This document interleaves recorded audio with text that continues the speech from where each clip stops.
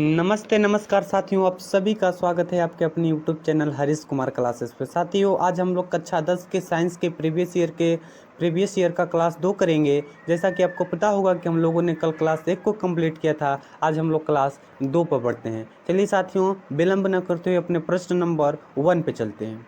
देखिए साथियों, प्रश्न नंबर 1 कहता है कि हीलियम कैसा तत्व है। तो हीलियम एक अक्रिय तत्व है, अक्रिय है। ऑप्शन नंबर ए हो जाएगा। अब प्रश्न नंबर 2 पे बढ़ते हैं।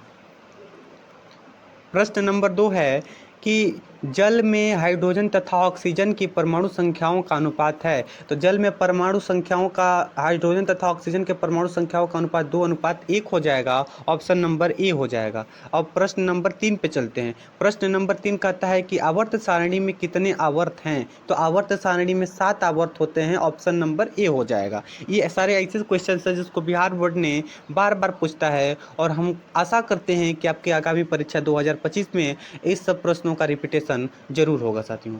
चलिए प्रश्न नंबर 4 पे चलते हैं। सिलिका क्या है। तो सिलिका एक खनिज है जो कि मेरे ऑप्शन में नहीं है, इसलिए इसको मारेंगे। अब इनमें से कोई नहीं, ऑप्शन नंबर डी। अब प्रश्न नंबर 5 पे चलते हैं। प्रश्न नंबर 5 कहता है कि OH का क्रियाशील मूलक कौन है। तो OH का क्रियाशील मूलक एल्कोहल है। ऑप्शन नंबर सी हो जाएगा।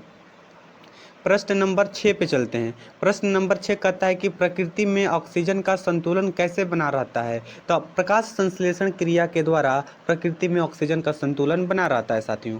अब हम लोग प्रश्न नंबर 7 पे बढ़ते हैं। प्रश्न नंबर 7 है कि मानव हृदय में कितने कोष्ठ होते हैं। मानव हृदय में 4 कोष्ठ होते हैं साथियों। ऑप्शन नंबर डी हो जाएगा। अब प्रश्न नंबर 8 पे चलते हैं। प्रश्न नंबर 8 है कि पौधे में वाष्पोत्सर्जन किस भाग में होता है। तो पौधे के पत्ता में वाष्पोत्सर्जन की प्रक्रियाएं होती है। ऑप्शन नंबर सी हो जाएगा। 8 के बाद प्रश्न नंबर 9 पे चलते हैं।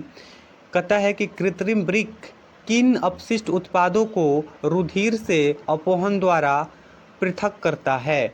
तो वो हो जाएगा नाइट्रोजन। ऑप्शन नंबर ए हो जाएगा साथियों। अब हाइड्रा में प्रजनन किस विधि से होता है। तो हाइड्रा में प्रजनन मुकुलन विधि से होता है। ऑप्शन नंबर 16 पे चलते हैं। प्रश्न नंबर 16 कहता है डेंगू उत्पन्न करने वाला मच्छर किस तरह के जल में रहता है। तो डेंगू उत्पन्न करने वाला मच्छर साफ जल में रहता है। ऑप्शन नंबर ए हो जाएगा।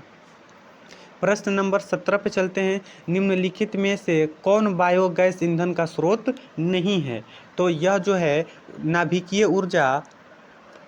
ऊर्जा बायोगैस ईंधन का स्रोत नहीं है। प्रश्न नंबर 18 पे चलते हैं। प्रश्न नंबर मेरा 18 कहता है, प्रश्न नंबर 18 है कि निम्न में से कौन सा पदार्थ लेंस बनाने के लिए प्रयुक्त नहीं किया जा सकता है। तो मिट्टी प्रयुक्त नहीं किया जा सकता है लेंस बनाने के लिए साथियों। चलिए साथियों, अब मिलते हैं अगले क्लास में। तब तक के लिए बाय, नमस्कार साथियों। आप लोग हमारे यूट्यूब चैनल को लाइक, शेयर, सब्सक्राइब तथा कैसा लगा वीडियो आपको कमेंट करके ज़रूर बताएं साथियों। जय हिंद साथियों।